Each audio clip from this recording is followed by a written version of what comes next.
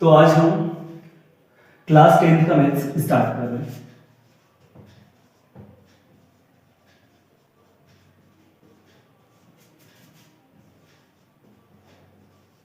समांतर श्रेणी AP arithmetic progression. दोस्तों आज हम इसके बारे में जितना भी बेसिक स्ट्रक्चर है वो पढ़ेंगे और कल इससे रिलेटेड जितने भी सवाल है वो हम कल की क्लास में करेंगे। लेकिन आज का जो हम वीडियो स्टार्ट करें, सबसे पहले मैं आपको बता दूं कि जो समांतर श्रेणी क्या होती है। जिस प्रकार मैं एक श्रेणी का एग्जांपल दे रहा हूं,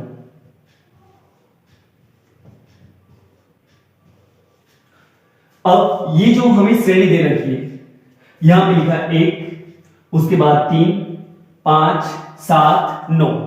क्या ये समांतर श्रेणी है? और जो दे रखी श्रेणी, क्या ये समांतर श्रेणी है? दोस्तों सबसे पहले अगर हमें इनको चेक करना है तो हम क्या करेंगे, इनका अंतर लिखेंगे। जैसे 1 और 3 के बीच जो अंतर रहेगा वो किसका रहेगा? 2 का रहेगा। और 3 और 5 के बीच जो अंतर रहेगा वो भी क्या है? 2 का अंतर है। 5 और 7 के बीच जो अंतर है वो भी किसका अंतर है? 2 का अंतर। और 7 से लेकर 9 तक का जो अंतर है वो 2 का अंतर। अब यहां पर हम इनका अंतर देखते हैं। 1 और 3 के बीच जो अंतर रहता है वो क्या रहता है? 2 का अंतर। 3 और 6 के बीच जो अंतर रहेगा वो किसका? 3 का। 6 और 8 के बीच जो अंतर रहेगा वो 2 का। और 8 से 10 के बीच जो अंतर रहेगा वो 2 का। इस श्रेणी में जो अंतर है वो सभी कितना है? 2 है। हर संख्या के बीच जो गैप है या जो डिफरेंस है वो क्या है? 2 है। और इस श्रेणी के बीच जो अंतर है वो क्या है? 2 भी है और 3 भी है। तो जब किसी श्रेणी के अंतर समान हो वो होती है समांतर श्रेणी, और जिस श्रेणी के अंतर समान नहीं हो वो समांतर श्रेणी नहीं होगी। दोस्तों यहां पर ये समांतर श्रेणी नहीं है और ये समांतर श्रेणी है। तो आपको समांतर श्रेणी क्या होती है ये समझ में आ गया होगा। अब दोस्तों जिस प्रकार से 5.1 की बात करते हैं तो इसमें हमें ए और डी निकालने के लिए मतलब इस टाइप के क्वेश्चन इसमें दे रखे हैं। तो जो भी समांतर श्रेणी, सबसे पहले अगर कोई समांतर श्रेणी दे रखी है तो हम उसको चेक नहीं करेंगे, क्योंकि कॉपी के अंदर ऑलरेडी लिखा हुआ है समांतर श्रेणी, इसका मतलब वो समांतर श्रेणी होगी। यहां पर जैसे 1, 4, 7, 10, 13, तो ये क्या है? इन सभी का जो अंतर है वो क्या है? 3 का अंतर है।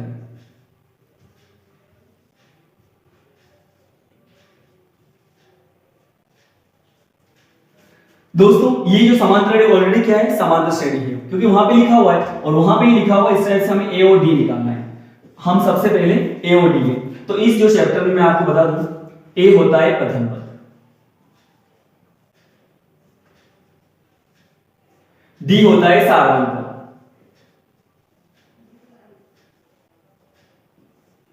तो इस समांतर श्रेणी का हमें ए और डी निकालना है। तो सबसे पहले ए जो होता है वो हमें पता है कि वो क्या होता है? प्रथम पद होता है। तो इस समांतर श्रेणी का जो प्रथम पद है वो क्या है? 1 है। इसका मतलब जो ए का मान है वो हमारे पास क्या है? 1। अब हम डी का मान निकालना सीखेंगे। डी यानी होता है डिफरेंस, अंतर, सार्वांतर, ये सार्व अंतर।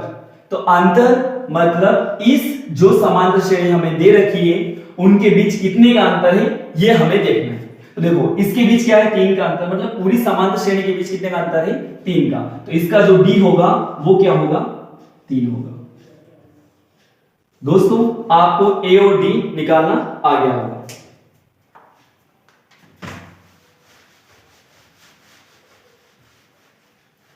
अब हम नेक्स्ट क्वेश्चन की ओर बढ़ते हैं।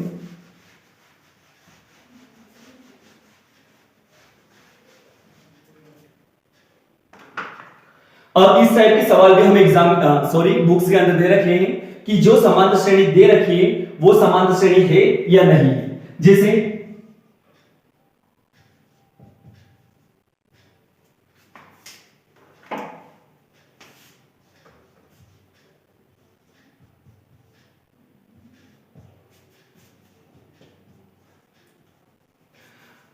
ये समांतर श्रेणी है या नहीं है। अब हमें क्या करना है? चेक करना है।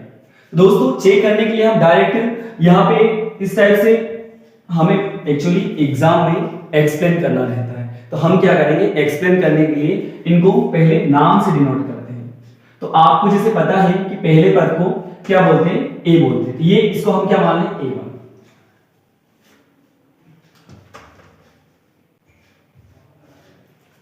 और दूसरे पद का नाम हम दे रहे हैं A2, जो हमारा तीसरा पद इसका नाम हम दे रहे हैं A3 और इसका नाम A4। अब हमें पता है अगर हम इनका अंतर चेक करते हैं और अगर अंतर सेम होता है तो वो जो श्रेणी होती है वो क्या होती है, समांतर श्रेणी।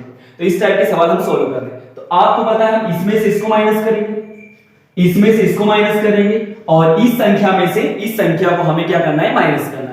तो हम इस टाइप से लिख सकते हैं A2 माइनस A1, A2 में से A1 माइनस करेंगे। हम फॉर्मूलेट निभा रहे हैं क्योंकि एग्जाम में सिर्फ सोचने के नंबर नहीं मिलते, वहां पे आपको सोल्व करने के भी नंबर मिलते हैं। तो A3 में से हम क्या माइनस करेंगे, A2 और A4 में से हम क्या माइनस करेंगे, A3। A2 हमें दे रखा है, ये होती है मिक्स्ड फ्रैक्शन, मिश्र भिन्न संख्या है। तो जब भी हमें तीन संख्या दे रखी हो हम सबसे पहले इनको क्या करेंगे, दो संख्या में बदल देंगे। क्यों, क्योंकि इन संख्या को यदि हम प्लस करें या माइनस करें तो हमें क्या होता है, कंफ्यूजन होता है। तो इस बेस पर इनको अगर हमें दो संख्या बदलना है तो इन दोनों का तो हम गुणा कर दें और इनको क्या करते हैं, प्लस। 2 3 6 और एक क्या हो जाएगा, प्लस। तो इसको हम क्या लिख सकते हैं, 7/2। तो इसको हम क्या लिख सकते हैं, 7/2 वापस। इसका हम क्या करेंगे, गुणा करेंगे और ऊपर की संख्या क्या करेंगे, प्लस। और वापस अपॉन में आपको वही डिजिट लिखना है जो यहां पर दे रखी है। तो ये 2 3 6 और एक क्या हो गया, 7। 7 क्या हो गया, 2। सेम इसको अगर लिखना है तो हम क्या करेंगे, इन दोनों का पहले गुणा करेंगे और ऊपर की जो संख्या उसको क्या करेंगे, प्लस। 2 7 14 और एक 15। अपॉन में वही डिजिट लिखेंगे जो ऑलरेडी हमें गिवन है। तो यहां पे हमें क्या करना है, A2 में से A1 माइनस करना है। तो A2 या तो हम 3 से 1/2 लिखेंगे तो भी चलेगा, लेकिन हमें क्या है, एक्चुअली माइनस थोड़ा सिंपल हो जाए इसीलिए हमने क्या किया, मिक्स्ड फ्रैक्शन को फंक्शन में क्या कर लिया, कन्वर्ट कर लिया। तो यहां पर हम 7/2 में से 2 माइनस करेंगे और A3 में से A2 माइनस करें। A3 का मान क्या है, 5 और A2 का मान क्या है, 7/2। A4 का मान हमारे पास है 15/2 में से आपको क्या घटाना है, 5। अब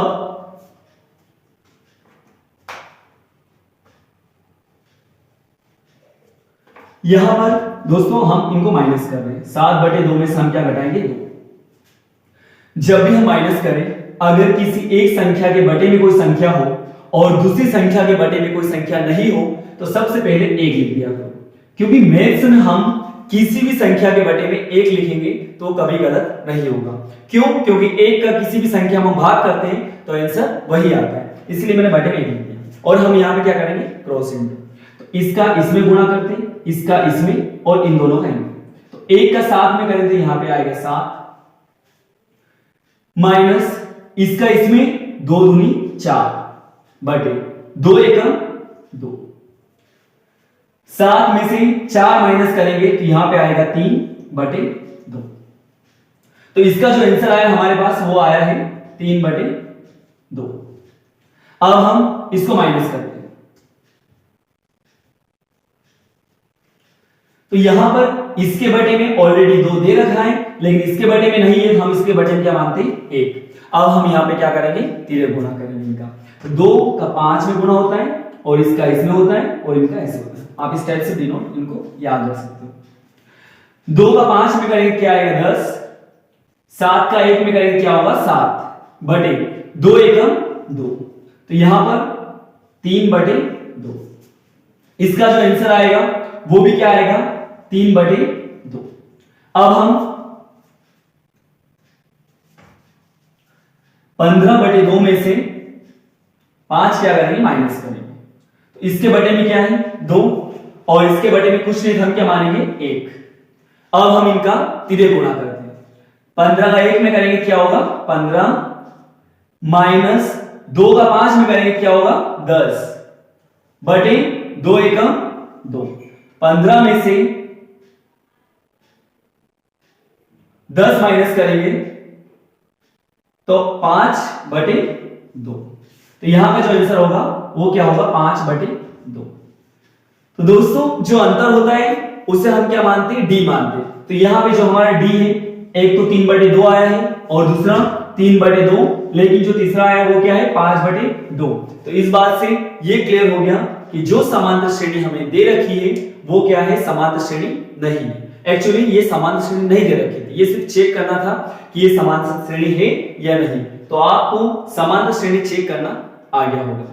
अब दोस्तों समांतर श्रेणी जो संख्या दे रखी उसका 10वां पद, उसका 20वां पद, 50वां पद, कोई सा पद हमें निकालना है, तो वो हम सीखते हैं।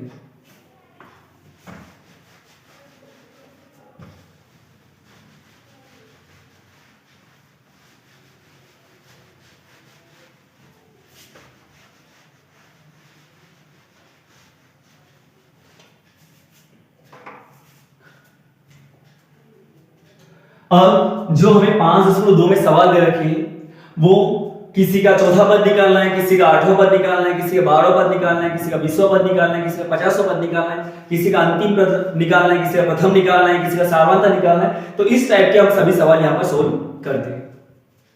सबसे पहले मैं आपको बता दूं, हम एग्जाम्पल से स्टार्ट करते हैं। यहां पर 2, 5, 8, 11, 14 ये दे रखी है समांतर श्रेणी। अगर वो सामने वाला बोल रहा है या बुक्स में लिखा हुआ है कि ये समांतर श्रेणी है, तो आपको चेक करने की जरूरत नहीं है, क्योंकि कई बार पॉइंट में दे रखे होते हैं या अपोन में दे रखे हैं। अगर हम चेक करने के टाइम वेस्ट करेंगे तो उसका कोई सेंस नहीं निकलेगा यहाँ पर। तो यहाँ पे हम जैसे जनरल देख भी सकते हैं, इनके बीच 3 की गैप है, मतलब ये क्या है, समांतर श्रेणी। अब जो समांतर श्रेणी हमें दे रखी है, अब एग्जाम में लिखा है कि इसका आप क्या करो, ये 5 दे रखी है, हमें क्या निकालना है, 8वां पद निकालना है, 8वां पद। दोस्तों ये सिर्फ एग्जाम्पल है, एक्चुअली क्वेश्चन सेम इसी टाइप से आते हैं। अब ये क्या कौन सा पद है, पहला पद, सेम ये दूसरा पद, ये तीसरा, ये चौथा और ये 5वां। ऐसे हमें 8वां पद निकालना है। तो हम यह डायरेक्ट भी निकाल सकते हैं। अगर ये 5वां पद 14 है तो 6वां पद क्या होगा, 3 प्लस कर दे 17, 7वां पद क्या होगा 20, 8वां पद क्या होगा 23। मैंने क्या किया, मुझे लगा यहां से ऑलरेडी बार बार 3 प्लस कर रहा है, तो हमने इसके बाद भी यही प्रोसेस कंटिन्यू रखी। मतलब 14 में हमने 3 प्लस किया, क्या हो गया 17, 17 में 3 प्लस किया तो 20 हो गया, और 20 में हमने 3 प्लस किया तो कितना हो गया 23। मतलब 8वां पद क्या हो गया 23। दोस्तों सिर्फ सोचने की मेथड है। अगर यहां पर 50वां पद लिखा होता या 70वां पद लिखा होता तो शायद आपको सोचने में 1 घंटा लग जाता, या अगर 500वां पद या 12,000वां पद तो लगभग आपको 1 या 2 घंटे लग जाते। तो इस टाइप के सवाल को शॉर्टकट करने के लिए इन्होंने एक फार्मूला का यूज किया। तो हम उस फार्मूले की बात करते हैं।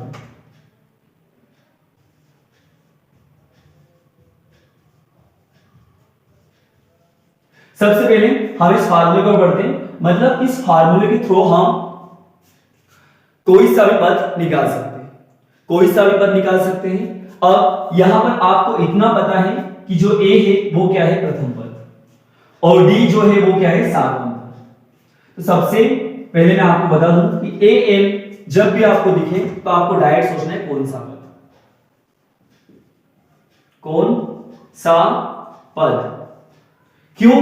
क्योंकि आपको पता है A1 का मतलब क्या होता है, प्रथम पद, A2 का मतलब क्या होता है, द्वितीय पद,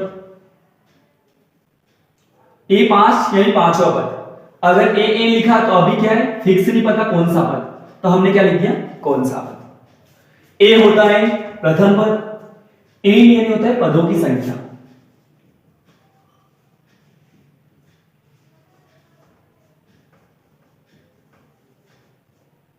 पदों की संख्या मतलब हमें जितने पद निकालना है वो क्या हो जाएगी, पदों की संख्या।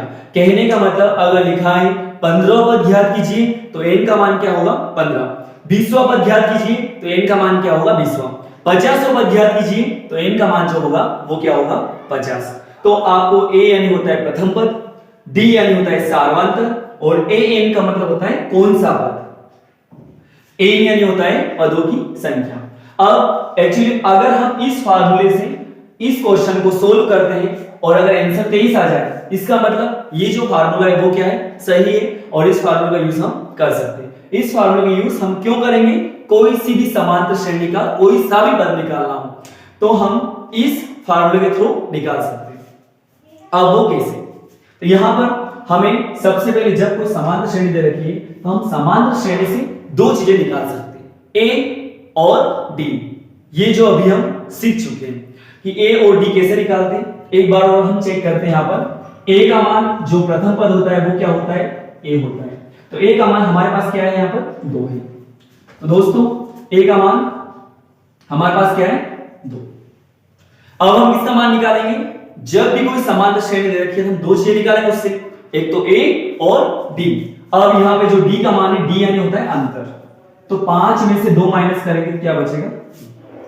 अब यहां पर बहुत सारे बच्चे 2 में से 5 माइनस कर देते। एक बात याद रखना, आपको जो सेकंड नंबर रहेंगे उसी में से फर्स्ट वाले क्या करना है, माइनस करना है, न कि फर्स्ट में से सेकंड। तो आपको यहां पर 5 में से 2 माइनस करना है। जो डी का मान हो गया वो क्या हो गया, 3। तो a बराबर 2 और d का मान क्या हो गया, 3। दोस्तों यहां पर हमें 1 2 3 ये तो कोई संख्या है और ये 4, मतलब 4 चीजें दे रखी है। अब 4 में कम से कम हमारे पास 3 तो होना चाहिए। जब हमारे पास 3 होगी तभी हम चौथी संख्या या जो भी हमें चौथी चीज या प्रथम पद या कोई सा पद निकालना है तो हमें हमारे पास क्या होना चाहिए, 3 संख्या तो कम से कम या 3 चीजें तो होना चाहिए। अभी हमारे पास क्या है, सिर्फ 2 चीजें। अब हम n को चेक करते हैं। n यानी होता है पदों की संख्या। तो हमारे पास पदों की संख्या कितनी है, 8, क्योंकि 8वां पद निकालना है। तो यहां पर n का मान क्या हो जाएगा, 8। ओके, अब 3 चीजें रखी तो हम 1 2 और 3, तो चौथी हम आसानी से निकाल सकते हैं।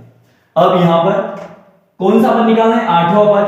तो 8वां पद मैंने आपको बताया, पहले पद को a1 लिखेंगे, द्वितीय पद को a2, तीसरा पद चौथे पद को a4 लिखते हैं। तो 8वें पद को डायरेक्ट हम क्या लिखेंगे, a8।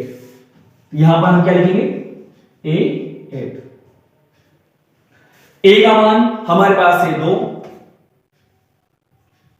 n का मान 8 माइनस का माइनस, 1 का मान 1 और d का मान जो हमारे पास है वो क्या है, 3। 8वां पद हमें निकालना है। 2 प्लस 8 में से हम क्या करेंगे, 1 माइनस करेंगे। तो 8 में से 1 माइनस करेंगे, यहां पे बचेगा 7 और ये बचा 3। a 8वां पद निकालना है। 2 प्लस इन दोनों क्या होगा, गुणा होगा, क्योंकि जहां पर कोई सा भी साइन होता है वहां पे क्या होता है, गुणा होता है। तो 7 का हम 3 में गुणा करेंगे तो यहां पे आएगा 21। अब हमें 8वां पद निकालना है। 2 और 21 कितने होते हैं, 23। तो यहां पर जो हमारा 8वां पद वो क्या हो गया, 23। दोस्तों एग्जाम में सोचने के नंबर नहीं मिलते। अगर सोचने के नंबर मिलते तो इजीली आप इस टाइप से सोचकर या उस सवाल को लगभग 30 या 35 सेकंड में आप सोल्व कर सकते हो। लेकिन वहां पर हमें स्टेप्स के 10th क्लास में स्टेप्स के नंबर मिलते हैं, तो उस बेस पर आपको ये पूरी फॉर्मेलिटी के थ्रू आपको सवाल करना पड़ेगा। सबसे पहले फार्मूले से स्टार्ट करना पड़ेगा। तो a बराबर a plus n minus 1d जो फार्मूला होता है उससे हम कोई सी किसी भी समांतर श्रेणी का कोई सा भी पद निकाल सकते हैं। अब हम नेक्स्ट क्वेश्चन की ओर बढ़ते हैं।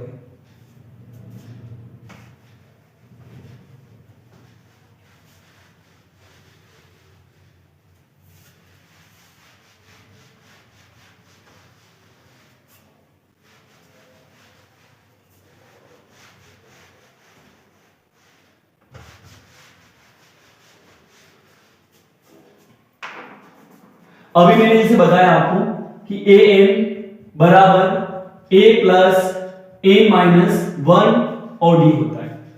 तो इससे जरूर नहीं आप सिर्फ a n का मान निकाल सकते हो। अगर ये या n व d तीनों दे रखे हो तो आप किसका मान निकाल सकते हो, a का। तो मतलब आप सिचुएशन में a का मान भी निकाल सकते हो, इससे n का मान भी निकाल सकते हो, d का मान भी निकाल सकते हो और an का निकाल सकते हो। लेकिन कंडीशन क्या है इन चारों में से कम 3 दे रखे। तो यहां पर अगर हम इस टाइप के सवाल सोल्व करें, ए एन ऑलरेडी दे रखा है,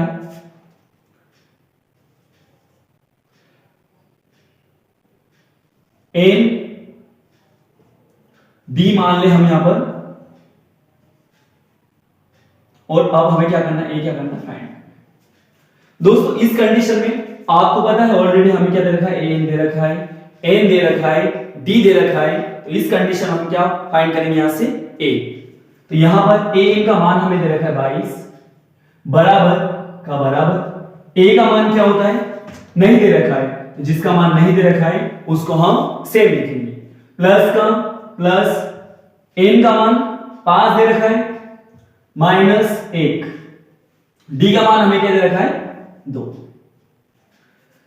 हमें ए का मान निकालना है, 22 बराबर ए का ए लिखते हैं, प्लस का प्लस, कोष्टक 5 में से 1 माइनस करेंगे तो क्या बचेगा, 4 और ये कोष्टक बंद, उसके बाद 2। 22 बराबर ए प्लस इन दोनों क्या होगा, गुणा होगा। जहां पर कोई सा भी चिन्ह या कोई सा भी साइन नहीं होता वहां पे हम क्या करते हैं, इंटू करते हैं। 4 दूनी 8। अब हमें किसका मान निकालना है, ए का। दोस्तों में जब भी किसी का भी मान निकालना है तो उसके साथ जो भी संख्या होती है उन सबको उसके, अगर ये RHS में हो तो उन संख्या को LHS में भेजना है, अगर ये लेफ्ट हैंड साइड हो तो उसको राइट हैंड साइड में भेजना है। तो आपको ए को एक साइड रखना है और सभी को उठाकर उधर ले जाना है। सेम यहां पर 22 है, ये प्लस का इधर जाकर क्या होगा, माइनस का 8 हो जाएगा, बराबर का बराबर, उधर क्या बचा, सिर्फ ए। 22 में से 8 गए तो यहां पे क्या बचे, 14 बराबर ए। दोस्तों इसको ए बराबर 14 लिख सकते हैं। जब भी याद रखना, कभी आंसर आ जाए उसको हम सीधा लिख सकते हैं। मैथ्स का रूल ये है, अगर ये ए उस साइड जाएगा तो ये क्या हो जाता है, माइनस, और जो ये 14 है ये इस साइड आएंगे तो ये भी क्या हो जाते हैं, माइनस। तो वो माइनस, इन दोनों माइनस को आप काट देते हैं, तो ए का मान क्या होगा, 14। इससे अच्छा आप डायरेक्ट ऐसे भी लिख सकते हो, जब भी कोई दो संख्या हो उसको डायरेक्ट उल्टा लिख सकते हो। लेकिन कंडीशन ये है कि जो भी संख्या दे रखी है उन सबको लिखना है, ना कि एक को उठा के ले जाना है। इस साइड जितनी भी दे रखी है या इस साइड जितनी भी दे रखी है। दोस्तों आज का जो ये एपी का बेसिक स्ट्रक्चर था ये यही था। इसके बाद हम कल इनके 5.1 और 5.2 के जो भी सवाल है वो स्टार्ट करेंगे। Thank you.